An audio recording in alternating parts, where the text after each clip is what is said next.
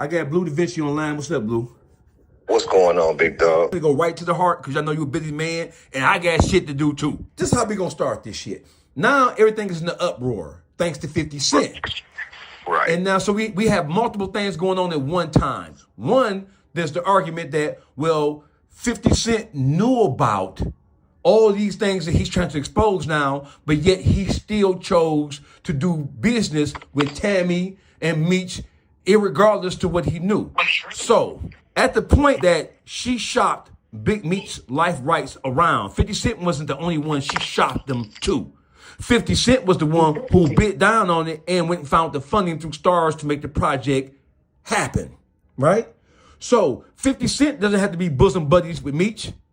50 Cent, as a businessman, is acting as an executive in the entertainment field, right? If he thought that the story was a viable story, one that had legs to it, one that he could shop, one that he can make money off of, he's supposed to do that from a businessman standpoint, right? Right. Yeah, but watch this though, Face. Because he ain't know back then when that was happening. See, with 50, it came about, I believe, like around 2012, the first introductions. So this is what the deal was. Everybody knew that I dated this girl on the street in 03 and 04. Right. Okay. This is years before she became an informant or any of that. She was just a regular chick, my older chick, or whatever. Okay. Right. I would not have her around the guys. I would not have her around the guys, like in the clubs and stuff while we was out active. I got all these girls outside in the streets. I deal with all them while we clubbing, and when I'm ready to go home, I'll call Tammy and have her pull up at the crib, and then she'll come spend the night and be at the crib. Meech had another house he lived at, and like me and my people, we all stayed together, like at this time, okay? So Meech didn't have a relationship with her. She knew who Meech was, of course. He was Meech, and that's my big homie, and she my bro. But she didn't have Meech's number. She wouldn't call him. They don't know each other like that, okay? It wasn't until we all went to prison. So somewhere along the lines between when Meech got locked up, and I believe like at least around 2008, they... which is Meech and Tammy, they became close and they went into business, basically. So hypothetically, maybe she was like, I can help you. I want to help you. What could we do? Let's get a movie. So from my understanding, this shit didn't start from trying to get Meech out of jail like that. It started from trying to attain the movie. Okay? So this is where Cuff comes into play at. Because Cuff was the first one that was riding around with Tammy trying to get Meech a movie deal, okay? How do you know that, Blue? This is how I know. Because in 2013, I had a blue Bentley, right? And Cuff would come to Atlanta, and I would let him hold the Bentley so he could ride around because I knew he was trying to attract the deal for Meech. So, you know, he needed to look good and all that. So he would take the Bent, boom, boom, going to do it. What I didn't know is that he was going to pick up Tammy in my Bentley and ride around and go meet people to talk about Meech's situation. Now, in turn, he ended up landing a $25 million deal for Meech. Don't know. Cuff is the first, and Cuff don't even really be saying it like that. He's more on the illegal part than this legal part. So Cuff had, I believe it's MC Hammer's brother, okay? You look this guy up. He secured through him a $25 million for Meech's project. Was the first money that I ever seen come to the table for Meech's project. Okay. But now watch, this is where the shit get crazy at. If you do your research, you will see that Tammy secured the life rights initially with Morgan Creek Film Company and L.T. Hutton, the film producer and music producer, okay? She signed the life rights over to him, and they paid for it, $70,000. How do you know this, Blue? Because you know Blue is a fact. I don't speak unless I have facts or paperwork or something to support what I'm saying. So this is how I know that. Because if people know this, they know that I was in the movie Tupac. I played in that movie Tupac. I got killed did I get killed? No, I didn't get. Yeah, I got killed. I got stabbed by Chauncey from Menace to Society. You know what I'm saying? So when I was on set, my first day on set, L.T. Hutton called me to the production office. When I get to the production office, he like, man, I'm sorry to tell you, man, but we ain't going to be doing the BMF movie. And I'm like, damn, I thinking I'm gonna be into this shit because LT, my man, and he got his hands on the movie.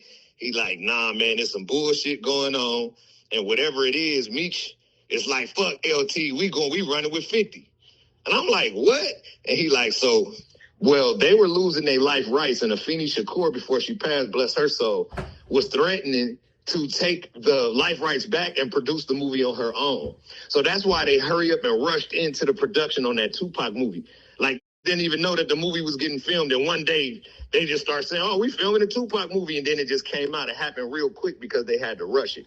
Well, when they rushed it, the Jew that was at the table with him didn't have his $15 million to put in with the film company. So what did they have to do? They had to cut him out and they had to go find somebody else to put the movie in, to put the money in. But when they cut him out, Tammy and him and Morgan Creek, LT Helton was already at the table trying to get the BMF shit done. So what they did was said, and don't got to worry about Morgan Creek. We gonna run with with 50, because 50 had a deal with the Jew.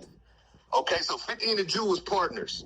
The Jew was trying to be partners with was partners again with LT Hutton and Morgan Creek. Once LT Hutton and Morgan Creek cut the Jew out of Tupac, the Jew and Tammy figured they're gonna just take the shit to 50. How could they take it to 50 without it being illegal? Okay, because they had already sold the life right. Okay, this is how. Meech them motherfucking called and threatened. Oh, if LT got a problem, tell him get at me. He did one of them moves. So LT was like, bro, I ain't even with none of that shit. It's 1,000 gangsters I could do movies on, bro. I'm just leaving that shit alone. I was just telling you we ain't doing the movie no more. So now you got Tammy, the Jew, and 50, and they got their hands on the movie. But when it started going official, I was with Birdman. I think it was like 2017 or 2018. Because it was after me and Meech stopped talking, and I was with Birdman every day. I'm in Beverly Hills with Birdman, and I seen the shit come on, went viral, that 50 Cent had the movie, and I did a post. And people could look this post up. I was like, it don't matter who do the movie. It's only one way to tell the story, blah, blah, blah. Thought I was coming at 50. I wasn't. I was just making a point. You know what I'm saying? So that was like 2018. Now, this where the shit get crazy at. We know from paperwork, 2010, the investigation with Meech started, right? Right. 2009, Tammy Cowens became a government informant, right? Right. Because the paperwork says when CS1 became a government informant, she was and had been a longtime friend of Demetrius Flannery. Right. Okay, so they was already cool, and they had already been friends for a long time, is what the paperwork is saying. But it wasn't she wasn't no informant yet. She didn't become an informant until 2009. Some people be like, oh, Blue, they said that was your girl. She was a rat when she was your girl. No, the fuck she wasn't. She was regular. She didn't become an informant until 2009. I fucked with her in 2003. That's important. Barely a little bit of 2004. That's important. That was 5 6. Right, this is the timeline. So now look, boom. 2009, she signed up to do the first case with Terry White. Why does she do the first case with Terry White? Because she came to them people with that information to work Meech shit, but who she came to was Meech's controlling officer. See, this is the fine points that people don't look at. When you look at the person that was her controlling officer on the Terry White case, his name was Special Agent Jack Harvey, okay? Special Agent Jack Harvey is the fucking special agent that locked us all up, bro. He's the one that was on airplanes with us, following Meech around since 89 all through Atlanta and all that shit. Meech had been telling us about this boy because Meech knew that the man was on him, okay? So, Special Agent Jack Harvey jumps in the and for her, what's the name? They bammed Terry White up. Now, mind you, Jack Harvey done got Meech 30 years. He done bammed the BMF up, all of us. He gave us hard time. He had already lost his hair following Meech. Had red hair and ended up bald-headed when we all got in court. Okay, this is how long that this man was following Meech. He lost his hair. Now, boom. They knock off what's the name, and then they say, okay, shit, now we'll do this. Like, she telling the truth about Meech for what we got. And then in 2010, he retired, which being Special Agent Jack Harvey, and then a new task force leader came in. Okay. So 2010, this shit with the Mexican started because Meech met the Mexican in jail. And they came up with what they, the little move that they was going to do. And once the Mexican got out, it's time to put the play together. So they got to search. When did Suarez get released from prison? Because whenever Suarez got released from prison, that's when the wheels start turning all the way. That's when they start linking. Suarez, acting like they trying to get Suarez to do some investments or some shit like that. But him and Meech had already hollered. So now when the bitch is in the car with the agent, and then she get on the line with Suarez get to kicking. Man, somebody want to buy some pills. And then the agent is sitting next to her in the car. He like, yeah, tell him yeah. And then that's how they engulfed into the shit. Okay? And then got it popping. So then once they, planned what they planned and did all that, she had all the phones hooked up. It took years for the shit to happen. And then once it happened, they snatched cuffing all them up. She was fucking the agents. When it came out in court and they put her and the agent on the stand and they discovered the infidelity, they had to throw that case out, bro. So that's why Meech didn't get out. If motherfuckers really pay attention, in 2018, it went viral on the internet that Demetrius Flannery was coming home. He was supposed to be coming home in like March of 2018. It was all over the internet. It was everywhere. People be acting like they don't remember this shit. But it already went viral that Meech was supposed to come home. They remember. That's why this conversation is so important. This is not a traditional Bleu Davinci interview on this shit. Nah. This is a timeline fact-finding situation because there are not many people who know all these components because Tammy was your girl once upon a time in America. Not only was Tammy my chick, because that has no bearing over it, because she wasn't my chick when all this shit happened. Right. But not only that, bro, I was one of the closest to Meech, bro. I lived with him. You couldn't say damn near nothing about me to that. He'll get on your head. That's my man. You know what I'm saying? So I know all the shit I know the shit that his brother don't know. I know the shit that people don't know because I was there with him. And my friends, they know what I know because we was all there together. My friends just don't be on the internet talking. They was already working with them people, so they couldn't have me involved with nothing. What if I found out and caught the paperwork like I end up getting? And then I chose to go against Meech and expose him in the middle while we doing business together. Who's better than the person you with every day doing business? I mean, fucking with every day doing business to expose you. So what he had to do, bro, was cut everybody off. That's why no BMF members was involved with that TV show. On set, off set, all them people that was coming to that BMF premiere party and shit. 98% of them people, bro, was not actual fam that was with us out there. There's people that's connected to us, friends and family of actual members and shit like that, or homies that we know from the street that's not being affected by the sides that you got to choose was going to that shit. But when you look at like Bleu Davinci, Bull, motherfucking Big Cuz, or Ill was locked up, Baby Blue is dead, Tito, D-Shot, none of these people was there. And these is all of Meech's crew. So none of Meech's crew was there. It was his mom, his family, his son. A bunch of that we didn't put on that's not actually BMF was around that shit and doing that. You dig what I'm saying? Okay. So my next question to you is this. This is most important. What year did you have a conversation, as you previously reported and told it in other interviews? What year did you inform Big Meech that Tammy Collins was a snitch? 2017. So in 2017, I was on the phone with dude. This is the last time I ever heard his voice personally, okay? We on the phone, regular conversation, big homie, little homie shit. We just talking. And I have my man Tone with me over there, another dude. He from New York. He from BMF too. And he was like, man, ask him what's up with the TV show shit. And I was like, oh, yeah, bro, what's up with that TV show shit? He like, oh, we doing it. He like 50 doing it. He like, y'all don't be saying shit to 50. You get to had a, bothered and don't do the shit. He like, but I got to wait to holler at Tammy to see where we actually at with the paperwork. And when he's mentioned her name, see, I had been talking to him and I had the paperwork, but he was on a jail phone for a long time. So I wasn't mentioning nothing. You feel me? He didn't have no private phone. So he was on the regular jail phone that's being recorded. So I wouldn't bring none of the shit up. But when he mentioned her name, I automatically just was like, bro, you ain't heard what's going on with her, but she got your name fucked up in all this paperwork. And he was like, man, I heard some shit, but whatever it is, it ain't got shit to do with me. Stop right there. Stop right there. Right there. Right there. Right.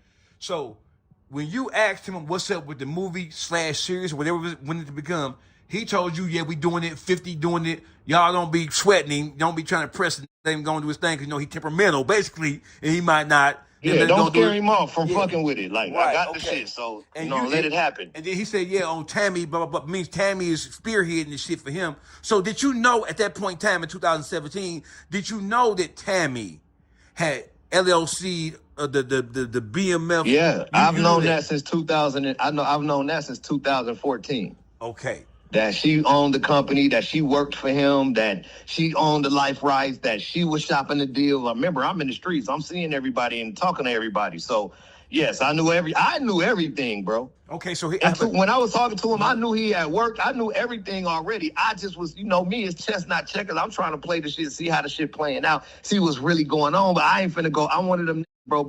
I want to have all the information before I make a move, bro. What year did she launch the conspiracy with the DEA agent to bang Cuffy? What year? 2010. 2010. 2010. The year after they gave Terry White the time. Oh. So 2010 is when they started the Big Meech investigation. Okay, so my next question is, was Cuffy a beloved member of BMF? Magic, Cuffy's brother, was actually the beloved member of BMF. Now, Cuffy would have been a beloved member of BMF as well, but he was in prison. So while we was on the street doing all that shit, Cuff was in jail. Or right before went to jail or whatever, Cuff got out. You see the picture with Cuff and Meech in the Rolls Royce. Right. So the Rolls Royce it was 2004, okay? Because that's when he had that Rolls Royce down here in Miami. 2004, Cuff was out, okay? I don't know exactly what year he got out, but I know in 2004 he was around us. And of course, he's going to be considered to be BMF. Was he claiming BMF? No. I've never seen Cuff in my life say he's from BMF, ever. Ever, ever, ever. I don't think he'll say that shit to you. Okay, but in consideration, he's one of the first when Meech came up that was involved with getting that paper together. You know what I'm saying? Or helping Meech or doing whatever he did to bring that money to the table, okay? So in all consideration, at the end of the day, yes, he would be considered to be BMF. But you got to remember something. BMF was never something that was supposed to be marketed. It's not supposed to be an urban household name. BMF was a fucking an illegal situation, okay? It wasn't until Meech and his brother separated and Meech brought me to Atlanta and I started bringing all my friends from LA to Atlanta and he made his own crew outside of him and his brother. Then we started calling that crew BMF Entertainment because it was supposed to be the record label and not no drug team or no illegal shit. So now my record label was BMF Entertainment. When I first signed to Meech and T, bro, their company was called Stomping Ground Entertainment. They was not promoting no BMF shit. Wasn't even supposed to know what BMF was, bro. This is the whole big thing. What was supposed to be marketed, bro, was Stomping Ground Entertainment. If you look in history and look at all my first shit with them, I had a record with Too Short called Addicted. It's on Stomping Ground Entertainment. Me, E40 and Ooey, we still here, still rolling the hood. If you look at that wasn't BMF Entertainment. It was Stomping Ground Entertainment. That video with Fabulous in it, E40 in it. When you go back and look at my shit, that was Stomping Ground. There was no BMF. It was a BMF, but it was quiet as kept. Meech and all the older that he fucked with, just like, yeah, we BMF, but don't be saying nothing. We don't want people to know. Right. When it don't exist. It exists, but it don't exist. It exists, but it don't exist. Yes. But when them fell out, see, people was already hearing BMF because we was still moving around deep. When it was Meech and T together, we would be deep out spending money, still like the same shit. Not as big as it was when we did it, but at the beginning, they was still doing basically the same shit. So knew, that's them BMF. But they was promoting Stomping Ground Entertainment. So that was kind of cutting from saying BMF. Like, that was quiet as kept, like a secret society. It wasn't until the separated. And we all in L.A. and Gardena. We had been in Atlanta for a minute, kicking ass, taking names. And we got popular in Atlanta, just Meech and us, without T and his side. And they started calling us Meechie's boys. Okay. Or Meechie and his boys. We didn't have a name at that time because we wasn't promoting the label no more because the label went defunct because the partners of the label separated. So we didn't have a label, but we was outside making noise. So one time we get back to Cali, Meech and made some big ass pot of spaghetti. We sitting around the table like mobsters. We talking shit, smoking weed. And Meech like, man, boo, you got to come up with the label. We're going to have to start the label. You just going to have to do it on your own. Don't put my name in it. People don't come fuck it up, but we got to come with something. And then my cousin Bull was like, shit, be saying that BMF shit, we might as well just run with BMF and throw it up like this, and made the sign, the gang sign with his fingers, okay? Right. That's how the shit came alive.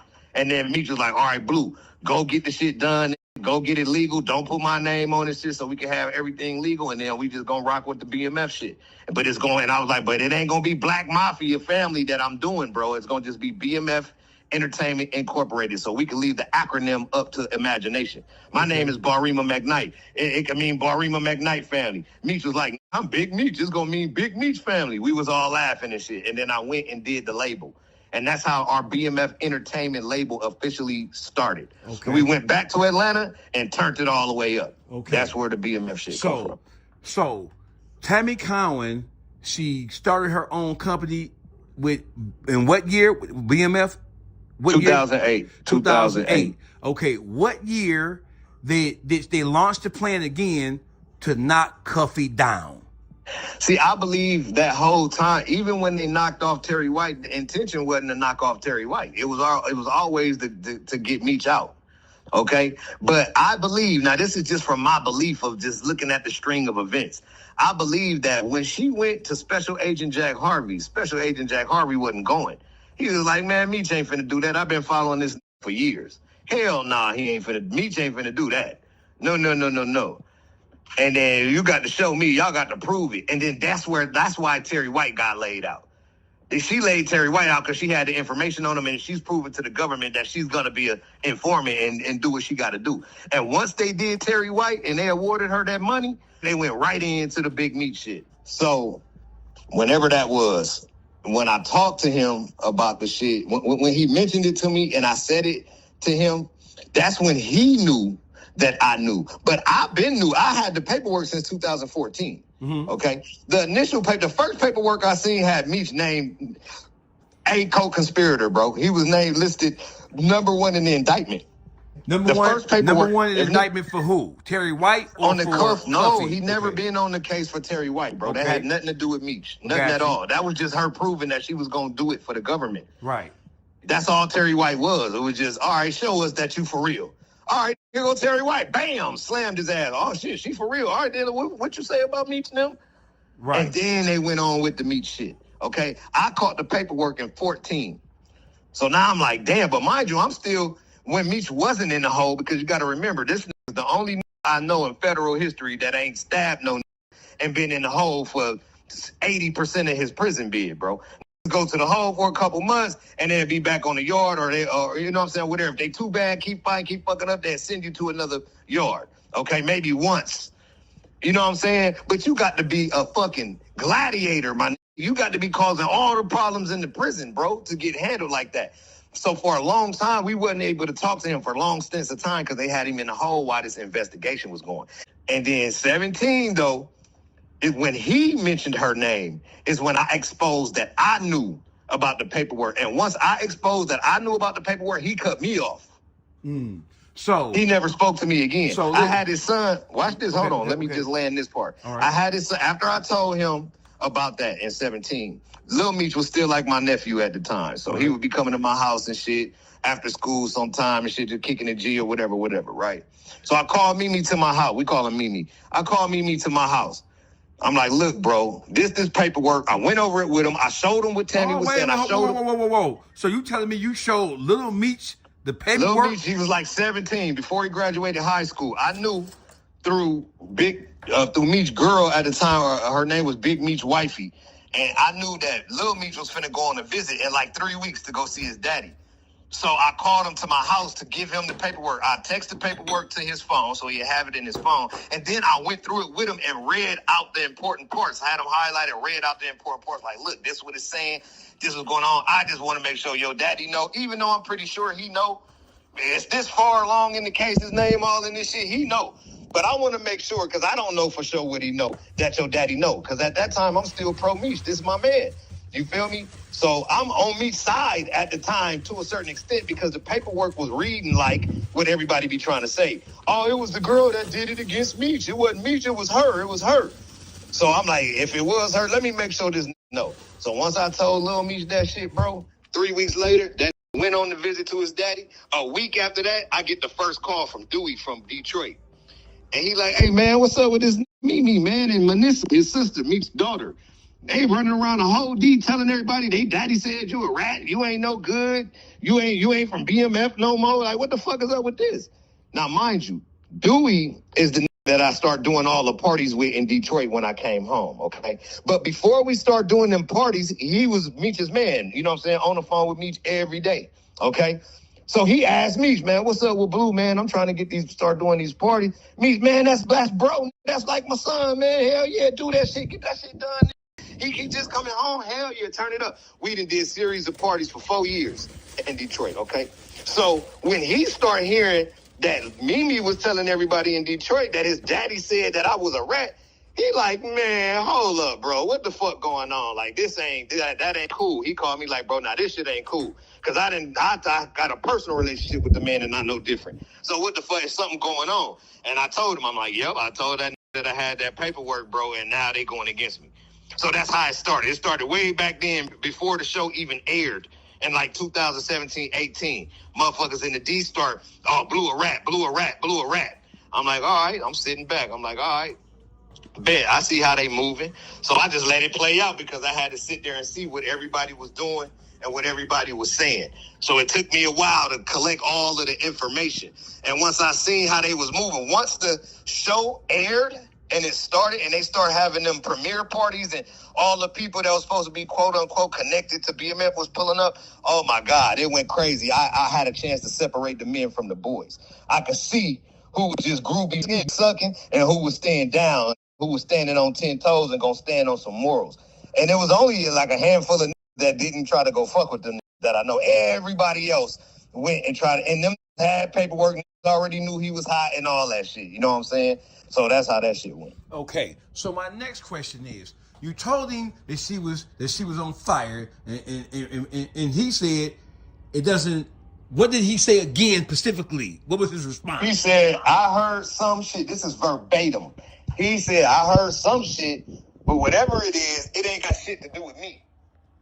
And just by saying that to me, you sound stupid because your name is listed as A in the indictment. You looking like the motherfucking leader. You got the leadership role in the initial paperwork. See, this paper, that motion that's out, them 32 pages that everybody be reading that tell the whole story. It don't tell the part that Meech was at the beginning, that Meech was locked up as conspirator A because he's on the side of the government. They pulled him from out the trouble part of the case. He never got charged with them. So you mean to tell me that everybody know that Meech set up this play, even, let's just say hypothetically, he didn't have nothing to do with setting the people up, right? All he wanted to do was run a play and told her, and she did it on her own, right? Mm-hmm. So once she told the police and wrapped them all up, how come Meech ain't get charged? How come his ass wasn't going to jail and in court with cuffing him?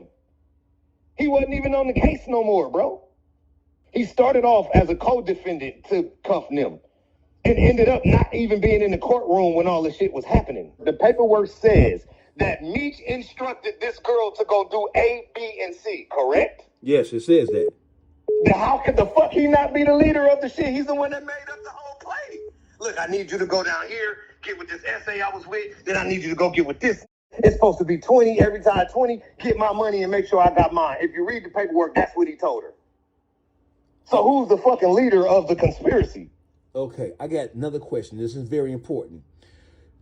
Once the indictment came down, with Cuffy being the principal figure in the indictment, in relationship to what Tammy Collins had laid down, did Cuffy ever bring this situation to Meech's attention? And if so, when? And if he did, I'd have to get Cuff on the phone to ask him exactly when. But from communication with Cuff through via voice and via text, Meech told that I ain't know that girl. That's Blue people. Blue hooked me up with her, which I never did. Blue hooked me up with her to do my fan club. Blue working with the feds with that girl. So Meech told Cuff that it was me that was working with this bitch with the feds that got him fucked up, bro. Mm. And when get Cuff on the line, he'll tell you himself.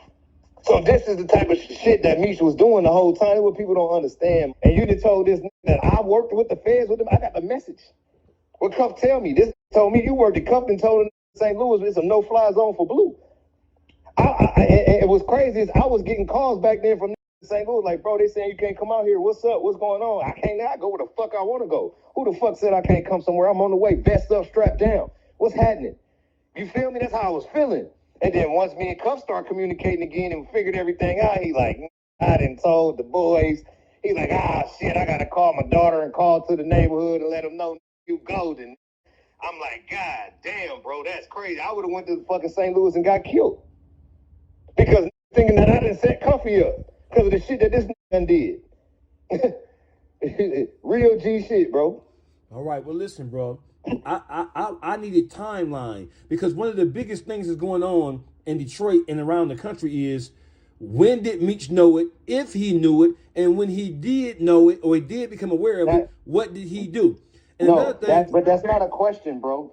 That's not a valid question. You can't ask that question when he is the creator. It's his play. He made it up. So his only answer could be like, shit, I came up with this shit in 2007 while me and this bitch was on the phone one night. And when she came to visit, I was like, fuck it, the essay didn't got out. It's time to put this shit together. He could only tell you that. See, he didn't learn about what she was doing. He had her go do what she did. He sent her to his controlling officer. So come on, bro. She just jumped up one day and luckily landed up with Special Agent Jack Harvey that just so happened to lock all of us up. Come on, bro. Like, I know they be trying to get the benefit of the doubt, bro, but at some point you got to live in reality. You got to stop playing and call a spade a spade. The put his play together, just like a bunch of be doing in the feds to try to get out. I done seen when I was in prison that they hid the murder weapon and waited till they got locked up for some whole other shit. They had a girl go retrieve the murder weapon and take it to the people to get the time cut. So play all these kind of scandalous ass games. The thing about Meech is he had to try to do it and save face. He tried to do it to where nobody knew. Then he tried to use this bitch as a scapegoat, knowing that. And then once the shit came out and she tried to go to him like, bro, they everybody know, people was knowing, he gonna try to tell her, leave my name out that shit. When he said that, the investigation had already been going on for some years, bro, for a couple years.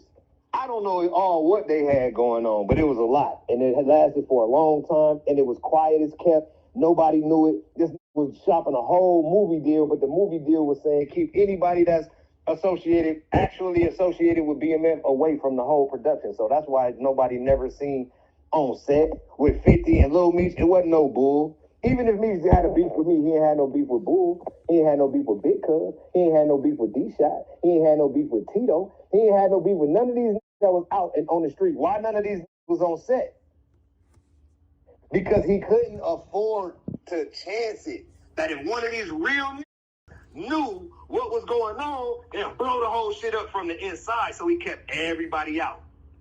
So do you think that 50 Cent really launched this attack against Meech because he was mad about 50 Cent making the video with Rick Ross, taking the picture and calling him the biggest? Do you think that's really what set 50 off?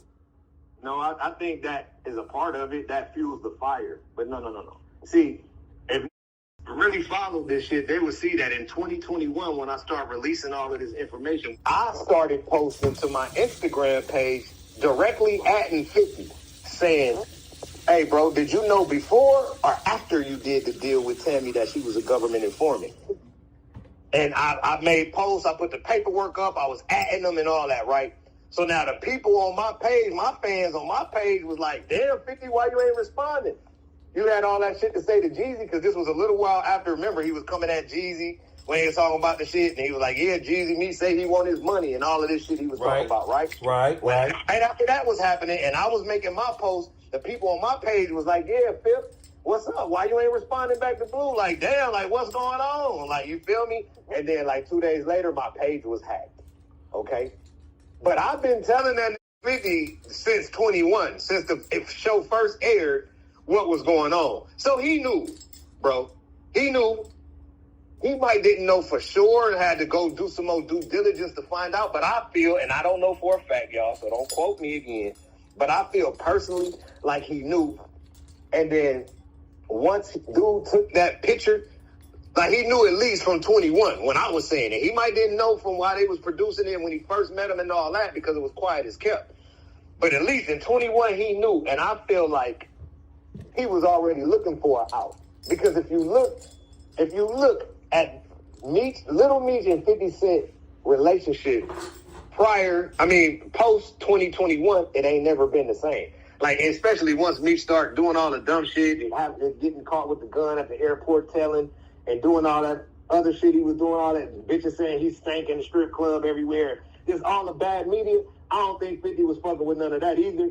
And then to me, this is a personal opinion, it just looked like 50 kind of separated himself from that. No, he wasn't posting shit about the TV show no more. You feel me? It was a bunch of other shit on his page and shit like that. Hey, look, me, you get some Mitchum, bro. Mitchum. You're right, when I used to work in the trap, I used to be up 3 days straight, no shower, doing my shit back when I was 16, 17 years old, and I used to use Mitchum. And you won't stink, you won't sweat. You got 3 days before you got to take you a shower. Yeah, before you start smelling a baby body. But the obvious question is, all the rumors and all the insinuation and all of the exposing Meech for what happened and what took place with the Tammy and Cuffy, this has been going on for years. Why did it take 50 Cent to expose it before we're supposed to be in a position to know better, to start raising their ears and raising their eyebrows like, what the fuck? Why did it take that? Because we in 2025, bro. We are in an information age, and there's no respect for word no more. It's only respect for popularity. That's why. So if you're not popular and everybody listening to every post you saying and rooting for you and shit, then your word ain't really valid until somebody like that stamps it. So now, what do I get? Man, everybody, my bad, Blue, I was calling you a rat. It really wasn't never no paperwork, and I could really see what was going on now. You know what I'm saying? At the end of the day, bro, I never was here to do nothing but set the record straight as it pertained to me and Meech in that situation. So the narrative at that point was, oh, man, Bleu Davinci told. Oh, well, who he told on? Well, he didn't really tell on nobody, but he did a debriefing. Well, he did a debriefing. Hold on, but they say that at the debriefing, did no information come to the government. So what's up with that? What happened? Who locked up? Who got the time? Who he put under the gun in the debriefing is what I want to know. But there ain't no information valid for that because I had no information, bro. All these rat ass had already told the whole story a year before I even got locked up. It was nothing for me to say when I got there anyway. But yeah, whatever y'all said I did. Show me my bunk. Let me get my first offenders. This is my first time going to prison, bitch. I want everything that's coming to me on what I could get. No telling, no none of that. Then like, oh, well, he got a downward departure. You fucking, bro, the only way you could get a downward departure is if you have been sentenced. So if I'm sentenced to 10 years and then something go on, then I could get a downward departure from my already set sentence, bro. No. I got a immediate role reduction at sentencing. Before a sentence was imposed on me, my attorney said, hey, man, all the people that made the statements that told on all these co-defendants, which I got 13 co-defendants, if people didn't know, it's not me on the case by myself. All the statements is concurrent. They all the same. So all these got minor roles, but they holding me at an average role. Okay, it's unconstitutional. And my lawyer knew it the whole time I was being held for the whole 2.5 years. And he said, I ain't gonna say nothing so they could try to put some kind of motion in and stop it and fight it. I'm gonna wait until we at sentencing. And I'm gonna pop it up on them. And I'm gonna call for an immediate role reduction. So that's something that has to happen right now. And the judge got to look at it. And when he called for it, she looked at it and she said, I don't see why not. They called for a recess. The government called for a recess because I was in the right. And the judge knew I was in the right. And then the people came back and tried to enhance me a 924G, a felon with a firearm and a commission of a felony. But the judge wasn't stupid. She was like, okay, well, what guns was found at Mr. McKnight's house? And then my attorney could stand up and say, well, Mr. McKnight's house was never raided. And the judge was like, what do you mean Mr. McKnight's house was never raided? You mean to tell me you got William Doc Marshall telling you that he's seen hundreds of kilograms of cocaine coming to 5 addresses and y'all only raided 4 addresses and didn't raid the 5th one? She's like, nope, there's been backdated statements. She said, no 924G. I'm going to award Mr. McKnight the minor role reduction. So now on my federal guidelines, my shit dropped. On the guidelines, that's pre-sentencing. That's what you charged with. So watch this, watch this, Blue. Why haven't we heard from J-Bo? Why haven't we heard from Calico? We have heard from J-Bo. No, J-Bo said he the paperwork. No. Oh yeah. If you the paperwork and you that if your role in BMF is that serious, and if you are that much of a powerful player, and if you are that knowledgeable, how can you go all these years hearing this shit and not investigate this shit? And why isn't J-Bo saying nothing right now? Niggas is with that shit, bro. J-Bo is soft as a hot bowl of ice cream. He ain't like that for real, bro. Any nigga that'll even get up there and say some shit like, oh, I don't need no paperwork, I'm the paperwork. You know he ain't no gangster. Ain't no real street, ain't no nigga that honor these codes and move by this shit that I didn't learn in these streets gonna ever let no shit like that come out their mouth, because what's supposed to come out your mouth is some shit like this. Before I say any ratty, I got to see it in black and white. I want to see what the government's saying, because they gonna tell the truth. They ain't got no reason to lie like that. They trying to put your ass in jail. They're going to tell you exactly what you did. Period. My last question. You know what I'm saying? My last question. At the beginning, listen, bro, at the beginning of this shit, I told this J Diggs, I said, bro, they took me to a debriefing meeting today, right? As soon as I said that, that went off on, oh, you ain't supposed to debrief, that's ratting, and blah, blah, blah. Hung up in my face and called Meech and told Meech, there's Blue debrief. Here go Meech. Oh, my God, this nigga's a rat. I can't believe, man, it's my nigga, man. I love this nigga, man, but this a rat. Now, J Diggs gonna make a song and explain that situation. But J Diggs never let me tell him that. Yeah, them niggas took me to a debriefing meeting, but what they didn't know was my paid attorney said, well, we could agree to this debriefing meeting because we ain't got no information for him. Look right here in front of us. In my PSR, in my pre-sentence investigation, everybody didn't told the story backwards, forwards, upwards, downwards. It's information that I don't even know all over the place in this paperwork. So what do I have to add to that shit? I don't got to add nothing to these story that they already told the whole story from beginning to end 66 times. So that was my position. All right, now I'm confident. I can come here, yeah, look. I did everything y'all said I did. Shit, I don't give a damn. I'm taking a plea anyway. But shit, I don't got nothing to add to it. What you want me to make some shit up? Yeah, that spaceship came out and dropped some bricks one day. I don't got nothing to add to y'all story, bro. They done told the whole story.